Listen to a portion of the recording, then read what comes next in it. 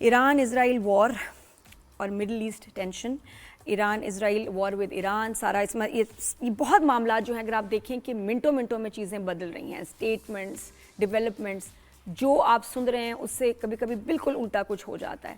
تو ضروری ہے کہ آپ جو جتنی بھی ویڈیوز دیکھیں اس وقت، اینالسٹ کیا کہہ رہے ہیں، اسپیشلسٹ کیا کہہ رہے ہیں، میڈیا، انٹرنیشنل میڈیا، صرف پاکستان میں نہیں ہر جگہ کیا بات ہو رہی ہے وہ سنیں اور سمجھیں. ایمبیسڈر جوہر سلیم صاحب ہمارے ساتھ ہوں گے، فارمر ایمبیسڈر، اور بہت کمال ان کے تجزیے ہوتے ہیں جو انالیسس کرتے ہیں. So always a pleasure to have you on the show. السلام علیکم جوہر صاحب، کیسے ہیں آپ؟ ٹھیک ہیں؟ Good morning. جی بالکل ٹھیک. Good morning. آپ کیسی ہیں؟ میں ٹھیک ہوں، لیکن جوہر صاحب کل پتہ ہے میں نے ویتنام وار کی ایک بڑی زبردست اینیمیٹڈ ویڈیو دیکھی کہ کیسے بغیر کسی ایمونیشن کے ایک نیشن لڑتی ہے. 8 سال، پتہ نہیں 10 سال، 8-10 سال کیسے انڈر گراؤنڈ ٹنلز بنا کے انہوں نے امریکنز کو پاگل کر دیا کہ وہ جو وہاں کے سولجرز تھے وہ مینٹلی اتنے ڈسٹرب ہو گئے کہ ایک ان کے مقابلہ کیسے کریں. انہوں نے بالکل جو ٹنلز بنائے نیچے 9 فٹ کے، اس میں سالوں رہے، اور شولز والے لوگوں نے کیسے ٹیکنالوجی کو مات دے دی. کمال تھا. جی دیکھیں، ایسیمیٹرک وارفیئر جو ہوتی ہیں جی اس میں بالکل ایسے ہوتا ہے. افغانستان میں بھی کچھ اسی قسم کی چیز ہوئی تھی. عراق میں بھی دیکھیں اتنی ٹروپس تھیں امریکہ کی، $2 ٹریلین لگے، اور پھر وہاں پہ ظاہر اس قسم کی جو گوریلا وارفیئر ہوتی ہے یا ایسیمیٹرک وارفیئر، اس میں تو اس طرح ہو سکتا ہے جو ہے. تو اس وقت بھی جو ہم دیکھ رہے ہیں وہ بھی ایک لحاظ سے ایسیمیٹرک وارفیئر ہی ہے ایران کی اور امریکہ کی. جی جی جی تو آئی تھنک تھوڑا سا کوئی ٹیکنیکل مسئلہ ہے، دوبارہ کانٹیکٹ کریں گے جوہر صاحب سے. تو میں اگین اس کو میں کنٹینیو کروں. جو میں نے ویڈیو دیکھی میں ہل کے رہ گئی کہ یہ پاسبل ہے کہ جو آپ کا دشمن ہے، جو آپ کی سرزمین پہ امریکہ، جن کے پاس لیٹسٹ ایمونیشن، بامز، سولجرز، سب کچھ تھا، اور ویتنامیوں کے پاس کچھ بھی نہیں تھا. کیا تھی؟ ایک ول، اپنی مدر لینڈ کی پروٹیکشن اور سروائیول بڑا ضروری ہے. جنگ جیتنے کے لیے آپ کے اندر نا ایک مقصد ہونا بڑا ضروری ہے کہ جو اگر ان کے اوپر حملہ ہو تو وہ پھر اپنی جان لگا دیں گے بچنے کے لیے، لیکن حملہ کرنے والے کا کوئی مقصد ہی نہیں ہے. جیسے یہ امریکن سولجرز، کیا مقصد ہے؟ رو رہے ہیں. آپ کو پتہ ہے اس وقت امریکہ میں لوگ، دا فیملیز، کہ پھر سے ان کے بچے جو ہیں نا ان کی جانیں ضائع جائیں گی. اسرائیل میں والدین رو رہے ہیں، سوگ منا رہے ہیں، ماتم کر رہے ہیں، بچے جا رہے ہیں، تابوتوں میں آ رہے ہیں. مقصد کیا؟ کچھ بھی نہیں. ہمارے مسلم کنٹریز کے جب بچے شہید ہوتے ہیں تو ماؤں کو ایک صبر ہوتا ہے کہ بچے نے جان دی ایک مقصد سے، اپنے ملک کے لیے، اپنے دین کے لیے. یہاں اسرائیل کے بچے اور یو ایس کے سولجرز جو مرے ہیں اتنے سالوں میں اور ابھی اور مریں گے، کوئی مقصد نہیں، کوئی وجہ نہیں. کس کو پروٹیکٹ کر رہے ہیں، کس لیے پروٹیکٹ کر رہے ہیں، کیوں لڑ رہے ہیں، کیوں اپنی جان دے رہے ہیں. تو وہاں تو ایک ماتم بنا ہوا ہے. آپ سولجرز کی فیملیز کو دیکھیں جو کہہ رہے ہیں کہ اب ان کو ہے کہ نظر نہیں آئے، واپس نہیں آئیں گے، اور آئیں گے تو کبھی بھی ایسے سولجرز جو بغیر کسی وجہ کے لڑتے ہیں، بمبز گراتے ہیں، لوگوں کی جانیں لیتے ہیں، آپ یقین کریں جب واپس آتے ہیں تو وہ مینٹلی کبھی نارمل ہوتے ہی نہیں. They are gone. پھر ایک عجیب سی چیز واپس آتی ہے، وہ نہ کبھی ویسا باپ بیٹا نہ انسان رہے گا. اس کی روح ختم ہو جاتی ہے، چلتا پھرتا ایک روبوٹ ہوگا، مینٹلی ڈسٹرب. پھر یہ سالوں تھیراپیز لیتے ہیں. کتنے سارے امریکن فوجیز نے اپنے آپ کو گولی سے مار دیا، سوئسائڈ کیا after the Vietnam war. You know that. اور بھی وارز کے تو ختم ہے. یہ سولجرز جا رہے ہیں، کبھی واپس صحیح آئیں گے نہیں، یا زندہ ہی نہیں آئیں گے. کس لیے؟ دکھ یہ ہوتا ہے کہ کیا کہ مقصد کیا ہے؟ تیل. کیونکہ ٹرمپ کا دل ہے کہ نہیں یار تو اور تیل ہونا چاہیے، اور وہ کہتے ہیں آئی وانٹ ایرانز آئل، اور اس کے اگینسٹ کتنی بڑی پرائز جو ہے لوگ جو ہیں وہ پے کریں گے. جی جوہر صاحب از بیک ود اس، اور جوہر صاحب پلیز اس کو کنٹینیو کرتے ہوئے ذرا تھوڑا سا بات بھی کریں گے. ابھی لیٹسٹ ڈیولپمنٹس پہ بھی پلیز بات کیجیے گا. ٹرمپ کچھ کہہ رہے ہیں میں وار ختم کرنا چاہ رہا ہوں، سیکریٹری آف وار پیٹ جو ہیں وہ کچھ اور کہہ رہے ہیں کہ ہم تو اب اور بھی بڑا جو ہے برا ہم دھماکہ کریں گے، ہم ری ایکشن دیں گے، اٹیک کریں گے آن ایران. تو what's going on? Even they are not on the same page. جی بالکل، اس میں تھوڑے سے آپ کو بالکل بہت سارے مختلف وہاں سے اسٹیٹمنٹس آتے ہیں. لیکن دیکھیں there is a method to this madness, جس طرح کہتے ہیں نا. بظاہر آپ کو لگتا ہے کہ یہ بہت ہی زیادہ جو ٹرمپ ہیں، خیر مرکیورل تو وہ ہیں ہی، انپریڈکٹیبل بھی ہیں ان کا یہ اسٹائل ہے. لیکن اس انپریڈکٹیبلٹی کو وہ جو ہے نا یہ ان کی اسٹریٹجی ہے, وہ اس کو بڑا استعمال کرتے ہیں اپنے ایڈورسریز کو انسیٹل کرنے کے لیے, اور اپنے لیے ایک بہت زیادہ اسپیس کریٹ کر رہے ہوتے ہیں ساتھ ہی ساتھ. مثال کے طور پہ وہ اگر آپ دیکھیں کہ وہ ہر ڈائریکشنز میں اسٹیٹمنٹ دے رہے ہوتے ہیں, تو اس کا مطلب ہے کہ بعد میں ان کے پاس وہ ساری آپشنز ہوتی ہیں. ابھی دیکھیں انہوں نے کہہ دیا کہ یہ چیز ضروری نہیں کہ ہم کوئی ایران سے بات چیت کر کے جنگ ختم کریں, یہ تو ہم خود بھی ختم کر سکتے ہیں بس 2 ہفتے کے بعد, 3 ہفتے کے بعد. پھر کبھی وہ یہ دیتے ہیں کہ جی ہم نے تو سارے ٹارگیٹس اچیو کر لیے آلریڈی اور کچھ ہٹ کرنے کے لیے نہیں رہا. پھر ساتھ یہ بھی کہہ دیتے ہیں کہ جو ہے نا bomb Iran into stone edges.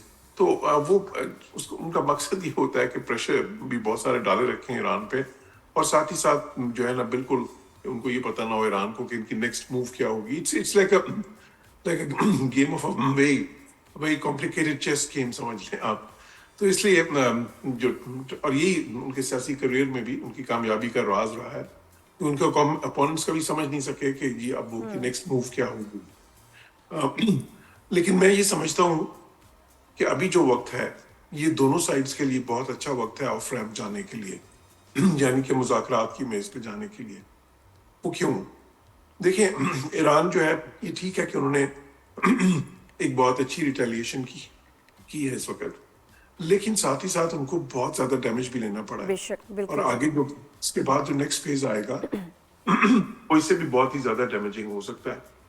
کیونکہ دیکھیں ان کی کوئی ایئر ڈیفنس تو ہے نہیں اس وقت, جو ان کی پوری ایک ہمیں جسے کہتے ہیں نا ایئر سپریمسی حاصل ہے اسرائیل کو اور امریکہ کو وہاں پہ. سو وہ ایٹ ویل کہیں پہ بھی بومب کر سکتے ہیں ایران میں. وہ ان کا انفراسٹرکچر اگر تباہ کرنے پہ آ جائیں تو وہ بالکل ان کے جو ہے نا الیکٹرک کا انفراسٹرکچر, ان کی آئل انسٹالیشنز, ان کا باقی سویلین انفراسٹرکچر اتنا تباہ کر سکتے ہیں کہ ایران کو 10-15 سال چاہیے ہوں گے ریکنسٹرکشن کے لیے. کہ یہ ٹھیک ہے کہ ایران اس کو ریٹیلیٹ کرے گا, وہ جو ہے نا گلف کنٹریز پہ جو ہے نا ان کی انسٹالیشنز ہٹ کر سکتا ہے, لیکن ان کی کیپیسٹی لمیٹڈ ہے. اب اگر آپ دیکھیں تو دن میں وہ صرف 40-50 کے قریب میزلز فائر کر رہے ہیں, یہ بلکہ 25-30 کے قریب, اور 40-50 یا 70 کے قریب ڈرونز فائر کر رہے ہیں. یہ اس سے کوئی 10 گنا کم ہے جو شروع میں وہ فائر کر رہے تھے. ان کی کیپیسٹی ایکچولی کم ہوئی ہے, اب جو ہے نا وہ کنزرو ان کو کرنا پڑے گا آنے والے دنوں میں. بے شک, بیکاز پتہ نہیں کہ کتنی لمبی جنگ چلے گی. بالکل. اور پھر دیکھیں آبنائے ہرمز ٹھیک ہے انہوں نے بند کر دی ڈسٹرپشن اس میں, کیونکہ اس پہ ڈسٹرپٹ اس کو کرنا بڑا آسان ہے. ان کی جغرافی ایسی ہے کہ ایون صرف تھریٹ آف فورس جو ہے وہ کافی ہے.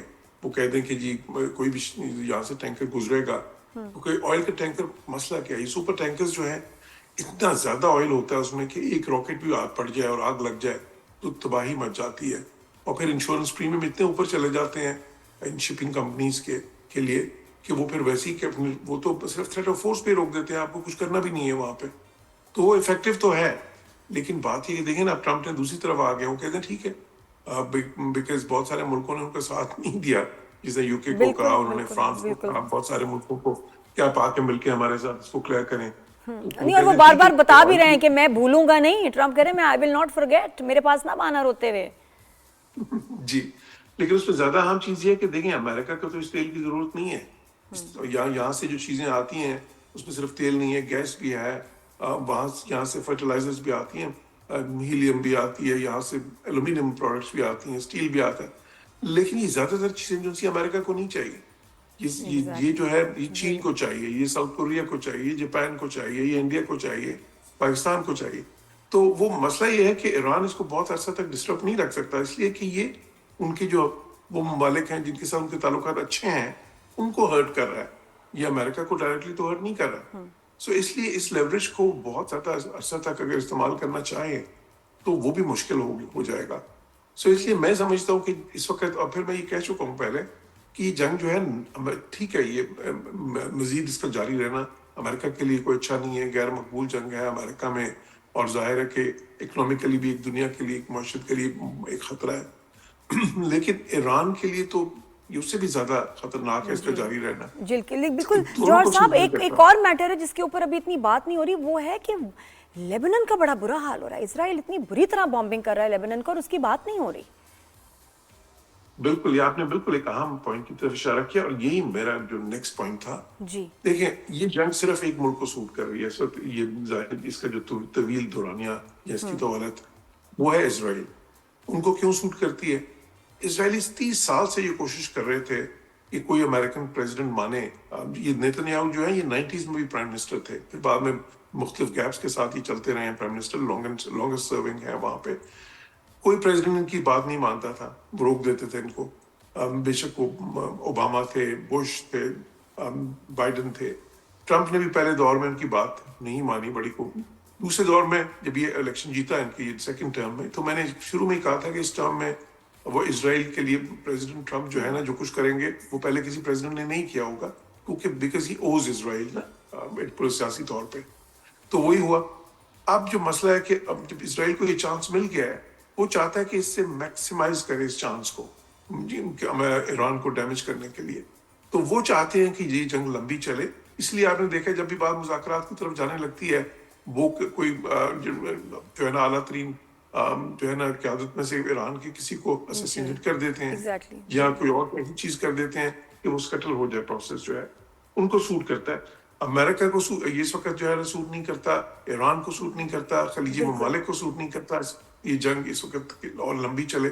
صرف اسرائیل کو سوٹ کرتا ہے. اور آپ دیکھیں اس ارینجمنٹ سے سائملٹینیسلی کتنے مڈل ایسٹ کی کنٹریز اس جنگ میں ہیں سائملٹینیسلی, جس طرح سے یہ چل رہا ہے, بڑے انہوں نے پلاننگ کے ساتھ کیا. اچھا کچھ اور معاملات ذرا مڈل ایسٹ کی بھی ہم ذرا بات کریں.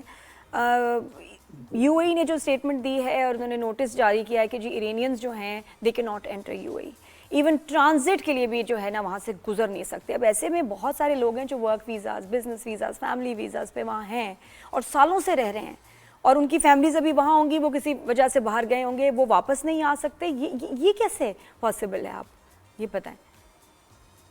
جی بالکل, ظاہر ہے یہ ریٹیلیشن تو ہوگی.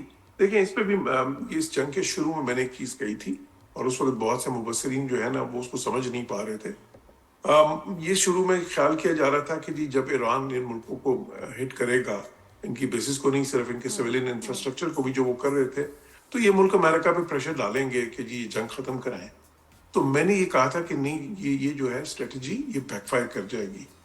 ہوگا یہ کہ وہ ملکوں پہ جب اٹیکس ہوں گے تو وہ ملک یہ سوچیں گے کہ ابھی تو ہمیں ڈیمیج لے لیا, ہم نے ریپوٹیشنل ڈیمیج بھی لے لیا, بیکاز جو ہے نا ان کا تو سارا ان کی اکانومیز تو بیسڈ ہیں اس کانسیپٹ پہ کہ سیف ہیونز ہیں دنیا کی, تو اسی وجہ سے وہ ٹورزم ادھر آتی ہے, ٹریڈ آتی ہے, انویسٹمنٹ آتی ہے.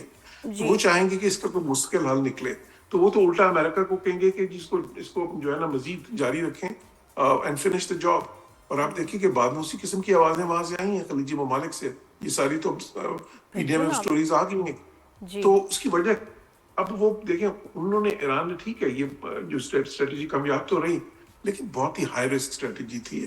اس کا مسئلہ کیا تھا اسٹریٹجی میں کہ بڑے ان ملکوں کے ساتھ ایران کے تعلقات تھوڑے مشکل رہے ہیں بڑے عرصے سے, لیکن پچھلے 2-3 سال سے ایک ریپروشمان ہوئی تھی, یعنی کہ ایک جو ہے نا ایران نے تھوڑا سا ان کے تعلقات کو پہلے سے بہتر کروایا تھا ایک میڈیشن کر کے, چین نے ان کے تعلقات کو بہتر کرایا تھا ایک میڈیشن کر کے ایران کے اور یہ جو خلیجی ممالک ہیں.